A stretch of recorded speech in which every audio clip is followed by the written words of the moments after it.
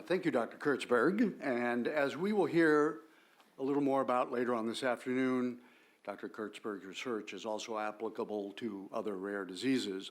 But first, let's talk a little bit about rare diseases more broadly today. Rare diseases are orphan diseases or ailments that affect a small number of people.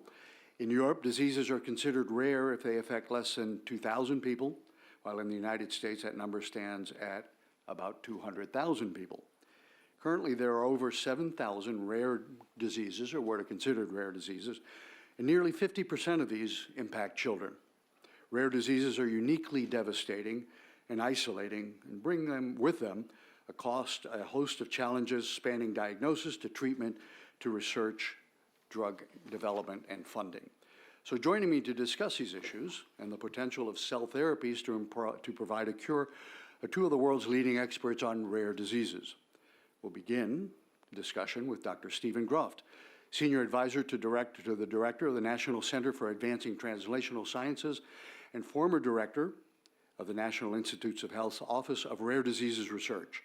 Over the course of his career, Dr. Groft was instrumental in the design of many of the Institute's successful programs and divisions, including the Office of Orphan Products Development at the FDA and the Office of Rare Disease Research, where he helped create the Genetic and Rare Disease Information Center and aided in the development of Clinical Trials Government website. Let's also welcome Dr. Domenica Taruscio. I've been practicing that name, by the way. Director of the National Center for Rare Diseases in Italy, a trained pathologist and author of over 100 scientific papers. Dr. Taruscio served on EMEA's Committee for Orphan Medical Products for over 9 years and has held numerous high-level posts in organizations and government entities devoted to rare diseases, such as the European Rare Diseases Task Force and the European Union Committee of Experts on Rare Diseases, Europlan, Epilair, and ICORD. Please welcome.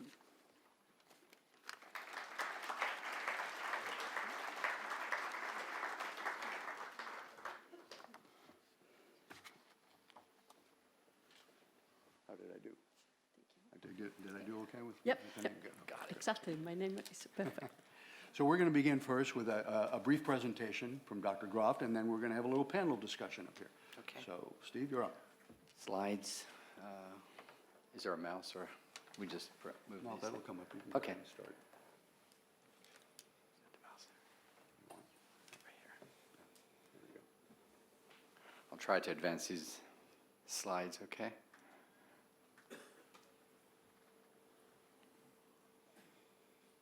There we go. There we go. Thank you very much, and thank you to the organizers for inviting us to come and provide a focus on rare disease. And I think as you heard this morning, they really need no introduction. You've heard of so many different cases and patients with rare tumors, rare cancers. And I think it's important to realize that except for about 8 or 9 cancers, they all would fall under the umbrella of rare diseases. And it's mostly to provide incentives as a result of the Orphan Drug Act that was passed in 1983.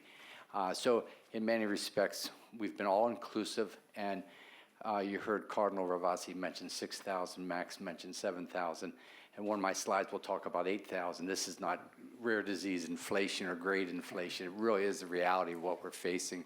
As we get to be able to understand the diseases more, we look at more mutations, more diseases occurring. And but what really we're looking at this whole issue of rare diseases, it's a global issue.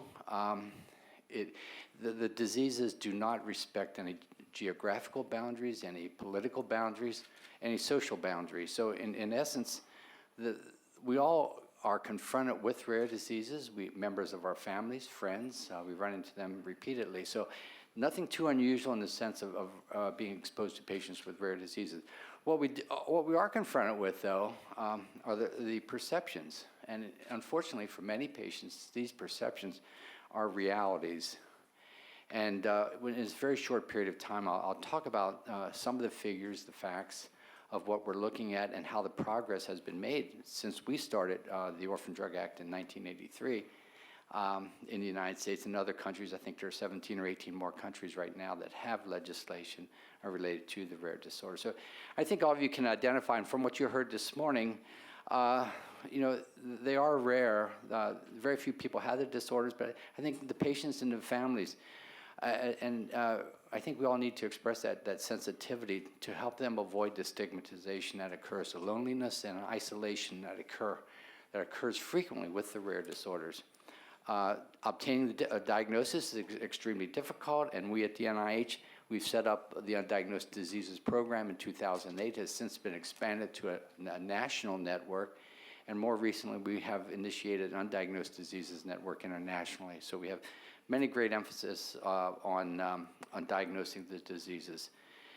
There's little or no information available for many of the rare disorders, so you'll see a lot of discussions about natural history studies, trying to obtain more information about individual diseases. Little or no research interest, leading to no treatments for most of these rare disorders. And I'll go through some of the slides with this very quickly. And one of the major issues for the patients with rare disease, as you've heard this morning, is limited access to the rare disease specialists, physicians and researchers, and entire treatment teams that don't have really adequate information about the disease and how to care for the patients with it. And probably one of the most frustrating issues for the patients and the families is that there's very little hope for the future. I hope these diseases can come up all right. You can see the vast spread of the disorders that occur. And in fact, they're not very big here on my screen here either, as part of the aging process, though. Diseases that you may have heard of, like Angelman syndrome, Rett syndrome, cystic fibrosis, even hereditary breast and ovarian cancer.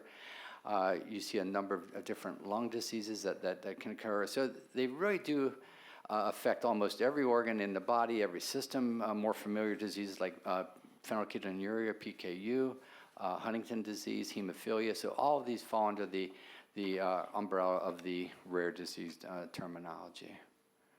So the problem is basically trying to get through the whole process of drug discovery and development. And that's why I think the cell therapy, gene therapy possibilities are so important for the rare disease community. In fact, if you talk to most of the patients and families, they just are waiting for the day when a cell therapy, cellular therapy, or gene therapy is going to become available for them to correct the disorder and to make their lives a little bit better. But essentially, we'll start out with 5,000 to 10,000 different compounds, and you end up with one getting through the FDA as an approved product. Not a good success rate. So a lot of failures along the way, but there have been some tremendous changes, and we can talk about those in just a little bit too. So some of the problems that I mentioned, we estimate probably 4 to 8%, some have gone as high as 10% of the population have a rare disorder. So you can see the numbers that it translates to. And then when you multiply that number by the family members and friends, all of a sudden you see this huge number of people with rare disorders who are affected by the disease. So it's quite an impact upon all of society. And this, as I mentioned, is a global problem. And we are addressing this on an international basis. And we will have a major conference in Africa, South Africa, in October on rare disorders. So we're really trying to bring the emphasis. We wish we had the effects of the patient advocacy groups working with the rare diseases, but only about 15% of the rare diseases, or around 1,200 or so, have a patient advocacy group whose voice can be heard both in Congress and throughout the government in regulatory and research at the NIH and other philanthropic groups that provide support for research. And you heard the prevalence figures that was presented earlier for the Orphan Drug Act. Most of the disorders are have a genetic origin. 50 to 75%, again, these are some smaller studies, of those affected with a rare disease initiated in childhood. Rare diseases causes almost 35% of deaths occurring in the first 12 months of life. So we have estimates also that 30% of children with rare diseases will die before 5 years of age. So you can see the impact is so dramatic and so terrible for the families that are confronted with these disorders. There have been some incentives provided with priority review vouchers, and I'll talk about this. We have time at the Food and Drug Administration. There was a legislation that was put forth several years ago to try to expand the labeling and information about rare diseases for pediatric patients. And over 425 drugs have had some changes made in their labeling as a result of this legislation, this activity of many people at the NIH, in the academic sector, the industry, and with the Food and Drug Administration. So continuing forward, there were various incentives put in place by the Orphan Drug Act. Probably one of the most important one is the exclusive marketing period of about 7 years. In Europe, it's a period of 5 and 5. So people have been talking about this, but it provides the opportunity for research grants. It gave tax credits for the industry to conduct studies with the rare disorders. So we still have the major problem, though, of obtaining the diagnosis that I mentioned. And in the United States, some of the studies have indicated between 4 or 3.9, 7.6 years to get a correct diagnosis. And you can see the number of specialists and primary care physicians that patients have to visit to get that diagnosis. And often that is included with the misdiagnosis of rare diseases. In the UK, it was estimated 5 to 6 years. Some of the benefits that have occurred recently with the rare disorders, you see the number of patients that are required for clinical trials that we look at. And in the non-orphan products, an average of about, in phase 3, over 3,500 patients. With the rare diseases, the average is about 761 patients. It's important to remember that many rare diseases never really move to a phase 3 trial. So you're going to end up with a phase 2 trial. And FDA and EMA have had a significant track record now of approving products based on anywhere from 12 to 100 to 200 different patients. So there is a lot of flexibility that is starting to occur, and we're seeing a movement of products. And even on the review time, you can see the difference there between an orphan drug and a non-orphan drug, and we think, well, it's only about 3 months. But when you're a patient waiting, those 3 months can make a tremendous difference, as we heard earlier. And looking at the sales figures, and these will continue to grow for the orphan products, you can see the growth with respect to the orphan drugs, and relate to almost 15.5% of all sales, prescription sales now for orphan products. In 2020, we're expecting it to rise up to about 20%. The last 2 bullets here are really some of the biggest problems we're having, and that relates to the cost of the drugs. A major issue, and it's becoming more of an issue, especially in the election year here in the United States. And you can see the average cost and median cost of different drugs, different orphan products, about $66,000 for an orphan drug, and that's low compared to many of the treatments. I think that's one of the issues we're going to be confronted with when it comes to gene therapy as well, where we've heard estimates of close to $1 million. So something we're going to have to think about, how do we deliver this to the patients and the families in a way that we really will be able to afford this. So the optimism, yes, sometimes I think I walk around with my rose-colored glasses on, looking through and trying to find the good things that we can really work on. But when you look at all the various treatments and the various interventions that are underway, and you've heard of several of those already this morning, and there'll be even more this afternoon, and I won't go through all of these, but you see the different treatments, the different interventions. There's been a tremendous emphasis on repurposing of approved products. So a major issue to get products for other indications. Nanotechnology is going to stimulate a lot of activities. We've even been working on microchips so that we are able to perhaps do not just a tissue on a chip or a system or an organ on a chip, but a body on a chip, and hopefully a clinical trial on a chip sometime in the future. We've seen a tremendous difference now in the way pharmaceutical industry approaches products, new products. Before, many of the companies would have an entire pipeline of their own products. Now we find more and more licensing agreements coming, co-development with other companies, mergers and acquisitions, as many of you have known, have been increasing vastly. And joint ventures do occur, and it's very, very significant. And even, I'll just jump to the last point here about the international classification of diseases. Currently, there are about 500 disorders included in the ICD-10. We're proposing almost 5,400 rare diseases to be included in ICD-11, which is a major jump that we can begin to classify the disorders and capture the prevalence of these diseases for people to make decisions on how we're going to move forward. So there's a tremendous amount of hope. Why this increased activities?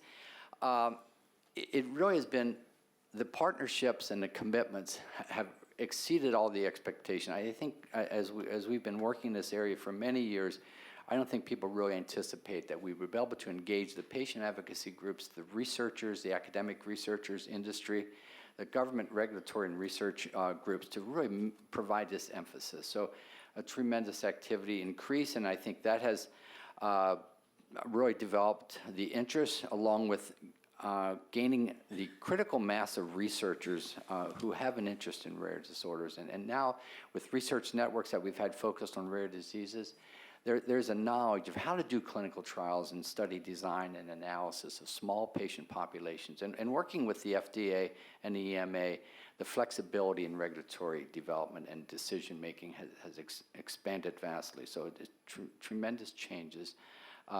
There's a lot of publicity about undiagnosed diseases, genetic testing, gene therapy, stem cells, gene editing, and personalized medicine now. So people are hearing about this. The writers are writing more about this. TV shows are covering these disorders to a much greater extent.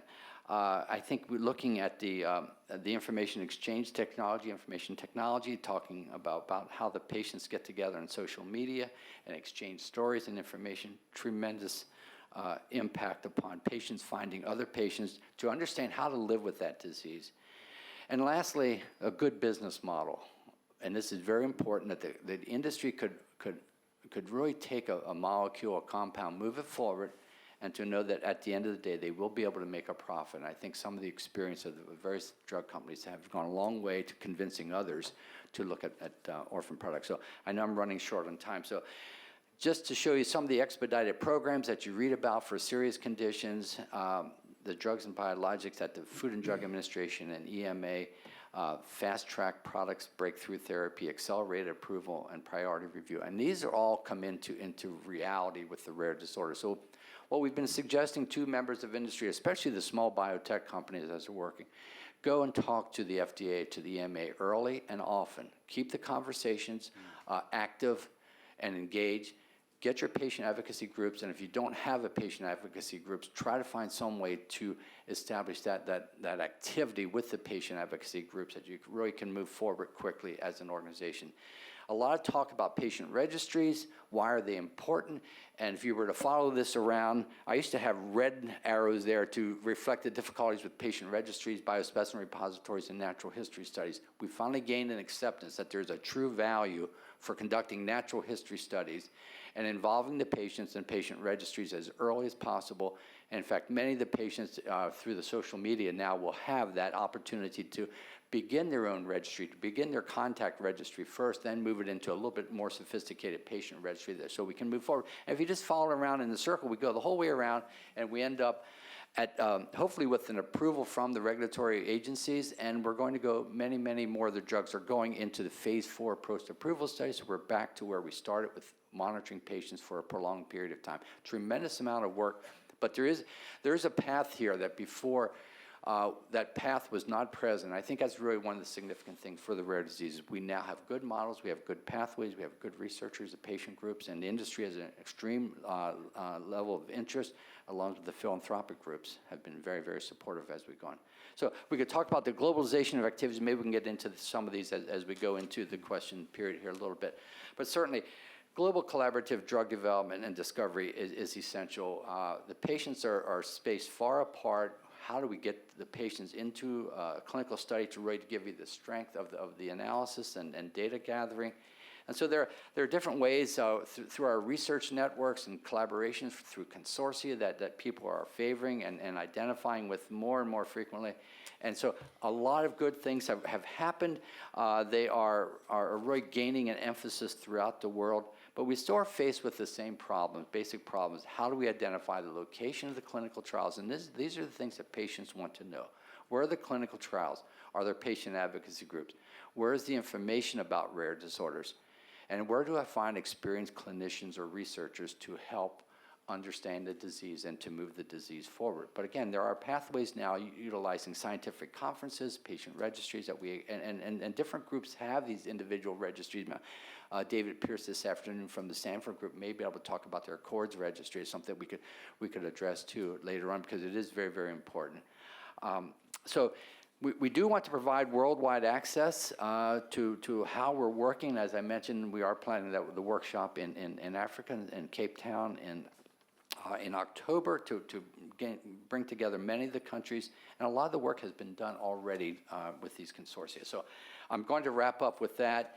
One big area, just to mention, is transitional care from pediatric to adults. A major area as we take the kids out of the pediatric clinic, and how many times do we go into the kids' clinics, peds clinics, and we still see young adults there. So it's sort of what we're looking at and major area. So that pretty much does it for the rare disorders. Much more that can be said, and certainly training programs for young investigators, but particularly now with the genetic disorders, we need some massive increases in our training programs for clinical geneticists and genetic counselors to explain these diseases to the families and individuals. So I'll wrap it up with that, and we'll be discussing some of these things in the gene and cell therapy discussion this afternoon. I just put the slide up for, you can see the various issues, and each one of these is loaded with questions and answers, we hope, this afternoon.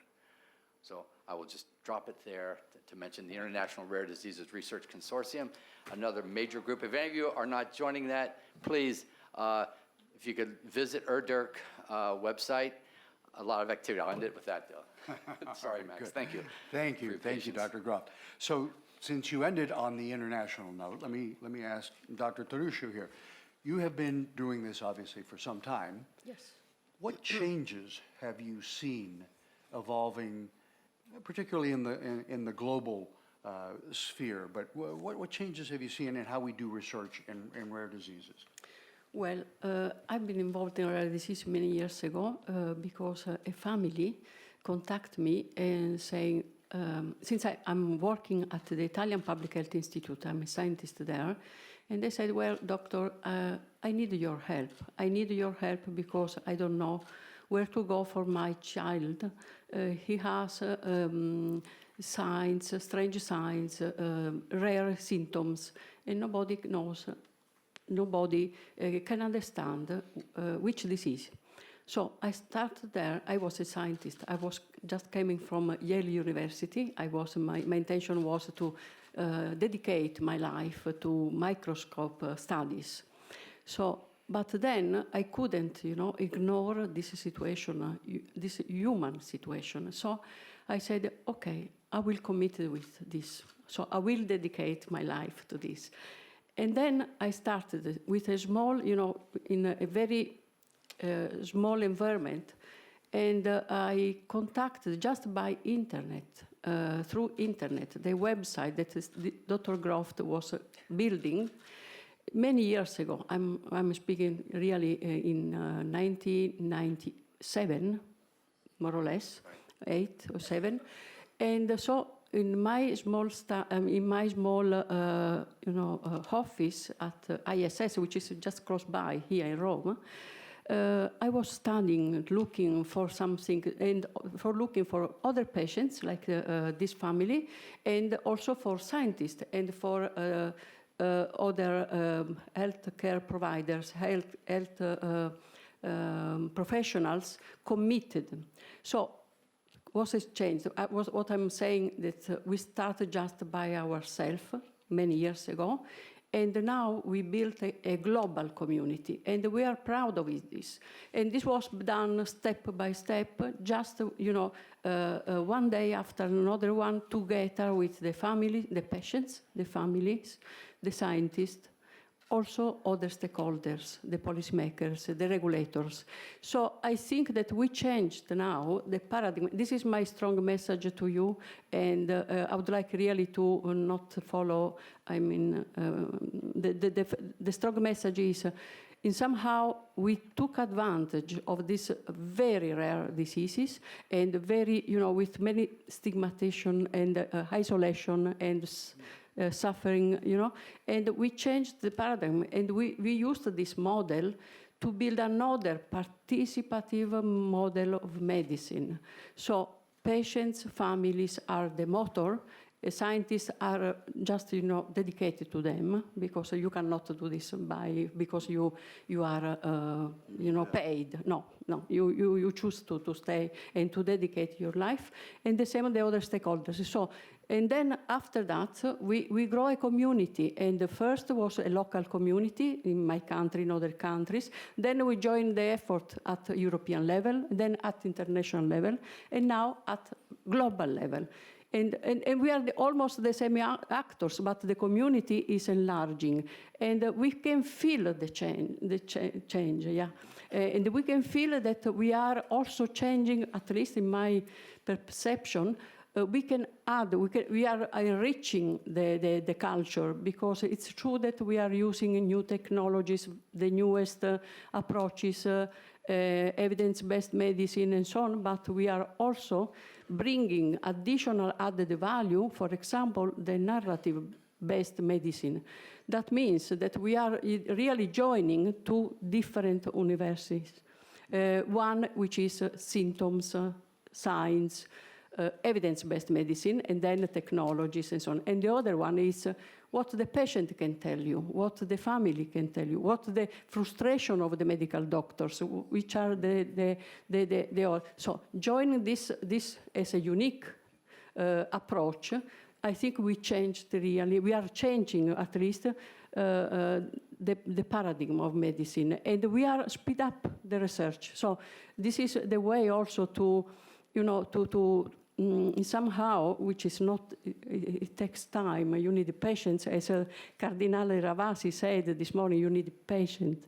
You need to have really, a lot of energy inside yourself, but you can reach big aims. And as I said, a patient by himself cannot do anything. A scientist, even an excellent team, cannot do much. They can do all together. It's a community. So, as I said, patients, scientists, regulators, stakeholders, all the stakeholders, industry, social media, so as a community. So what I'm hearing, which is, I think, really interesting here, is there's the technology on the research side, right? Yes.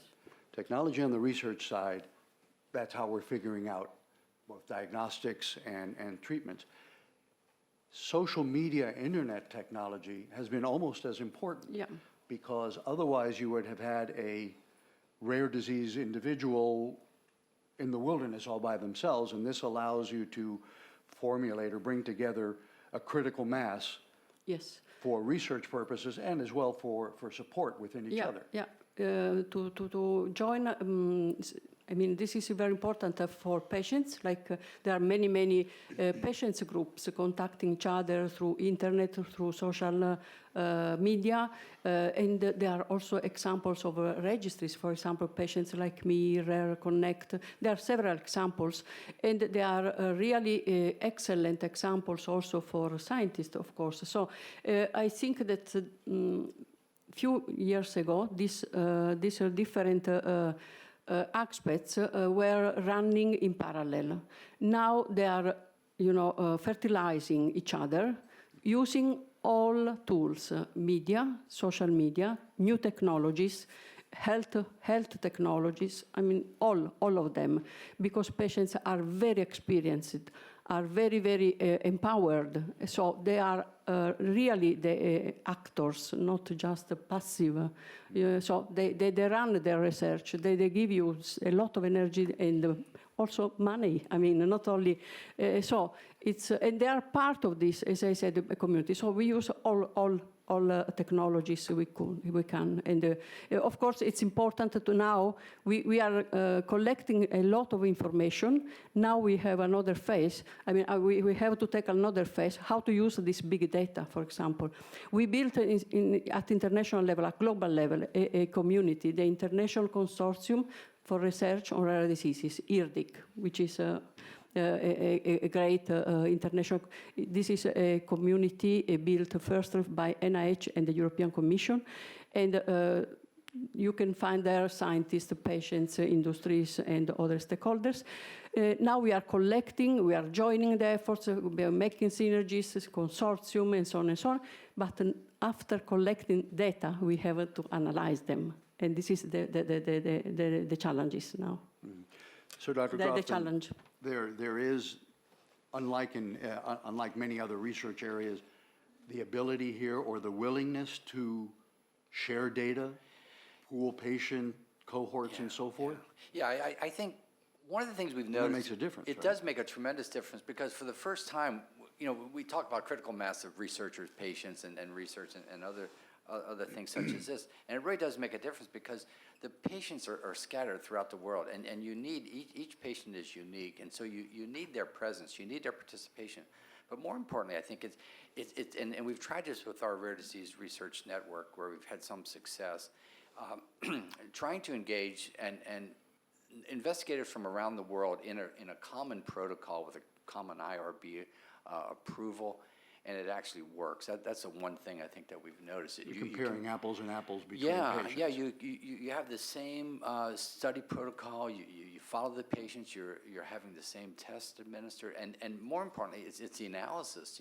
The entry criteria. You're identifying essentially the same patients for the study. So you don't have at the end of the study mixed analyses and mixed analytical data. It presents problems then. Let me take you back to something you mentioned right at the very beginning, which is trying to figure out something to do about a rare disease is one issue, but so many of these patients, and I can't tell you how many patients I've interviewed who couldn't get the right diagnosis. Yes. And diagnosis is an issue. How do we improve on that? Is there a role for social media? A lot of people I've interviewed said they figured it out by looking up their symptoms with Dr. Google. That's right. The other, Pretty busy physician these days. Or telemedicine. What are the Right. roles here for technology there, and how do they get the right diagnosis? Yeah, I think what we're looking at, as we get into more and more sequencing, and this sort of presents a social problem too as we go along, when do we actually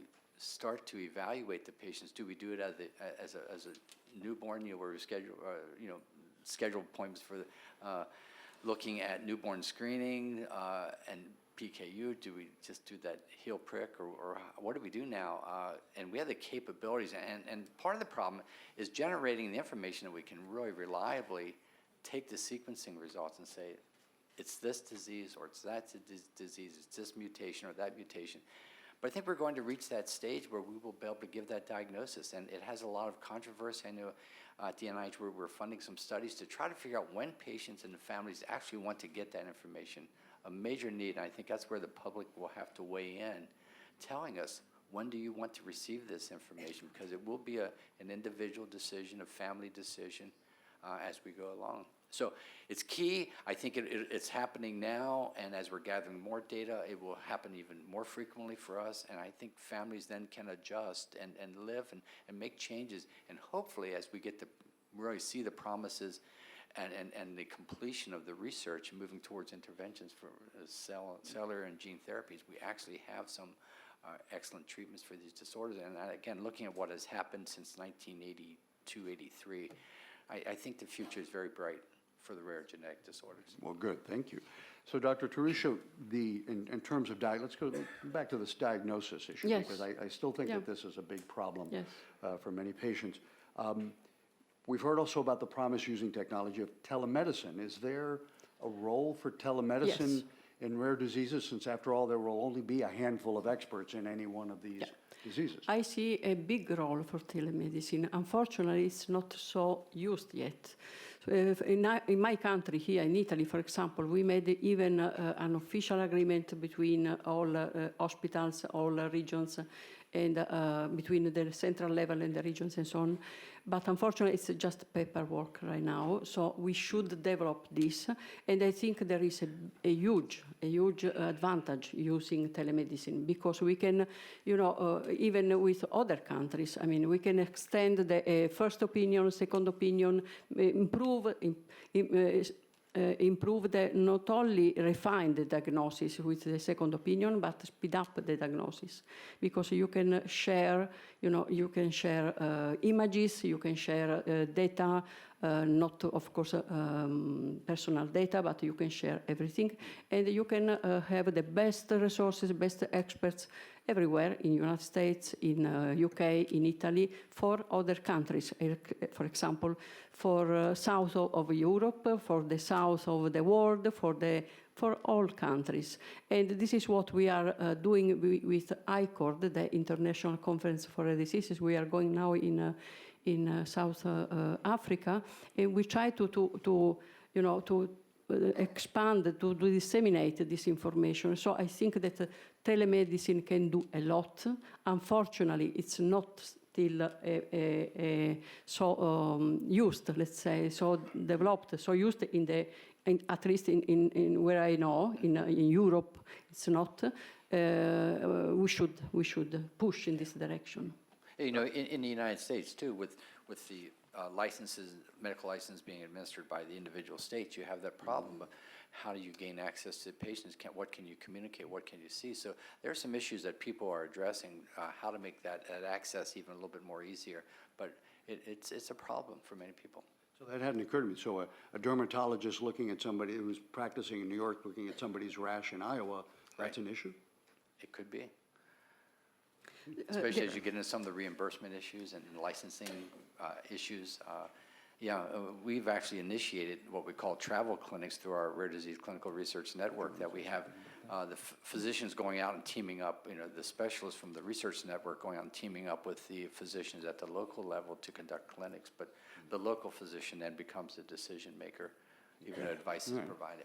So it's a big need. So we've only got a couple of minutes left, so I ask you to be brief. Cool.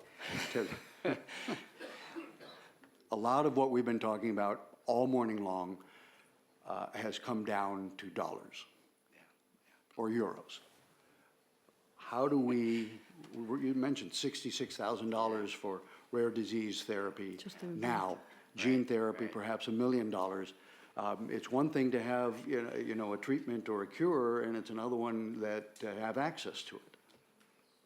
What do we do? Definitely a major problem, and I wish I had an answer. I think the public will continue to voice their concerns, and again, I just hope that everyone really does have access to treatments at a reasonable price. I will mention, too, very briefly, that many of the drug companies that develop these products do have assistance programs, or they will provide products where it takes a lot of discussions, and it's very important. I don't have an easy answer, but I think most of the companies are trying to make products available when they come upon a patient. All the other issues about price negotiations and other things, and this goes on in a lot of the countries and a lot of the healthcare systems. So no easy answer. Maybe the audience is going to give us some after the meeting or after this session. We can talk about this at lunchtime. I'll be doing it at lunchtime. So last thing, Dr. Taruscio, give me a call to action. What do you want people to take away from this? What's our call to action? A call for action: join the efforts and do it together. I think we can go very far. So join the efforts, a big, a unique community, not just at local, national, but global level. This is an effort that we can make it together, and we will succeed. I'm sure that we will succeed. There are excellent teams, excellent examples, excellent industries, excellent everything. But we have to join the efforts. We cannot do it by ourselves. And Dr. Groft, before I ask you, something just popped into my head, because it really comes up from, it bubbles up a little bit from the session we had with Alana Simon, is that there are very good and legitimate reasons for studying these rare diseases beyond the rare disease itself. And I think that's been lost a little bit on people. Yeah, I agree. Sometimes we just don't look at the applications of the disease. Because of the way the product approval system works, we refine our disorders to a very small population, a very small definition of a disease. We also then, with the inclusion-exclusion criteria, you limit where you're going with that disease, and I think that presents a problem. There's a great deal of emphasis now, as I mentioned, on repurposing, repositioning in products. And I think as we begin to look at big data, gain access to more patients' records, electronic medical records, we're going to be able to draw better conclusions about individual diseases as well as interventions that physicians may be using off-label uses. And that's very, very important to gather that information and then to do the testing. I think we've seen this successful with the Best Pharmaceuticals for Children Act, that we can expand the indications without a lot of money. I mean, when you have an estimate of 1.3 billion or 1.8 billion per molecule to develop and get it to approval, it's a tremendous amount of money. But second use, third use, significantly less money to do those studies and to get the results. But even beyond indications, we learn a lot about Yeah. disease mechanisms, function, and so forth, Yeah. that may be applicable well beyond that particular disease. I think so. I mean, I look at the alpha-1 antitrypsin deficiency group, and the applications there to COPD are tremendous. I think the confusion between the two disorders. We also look at familial hypercholesterolemia, and the applications to probably what many of us have are elevated cholesterol levels. But so there are some really specific pathways, molecular pathways that we're looking at and refining, and I think we'll have the answers. Translated into plain English, that means we need to break down the silos between research areas, drug development, and disease research. Thank you, Dr. Groft. Thank you, Dr. Taruscio. We thank you very much.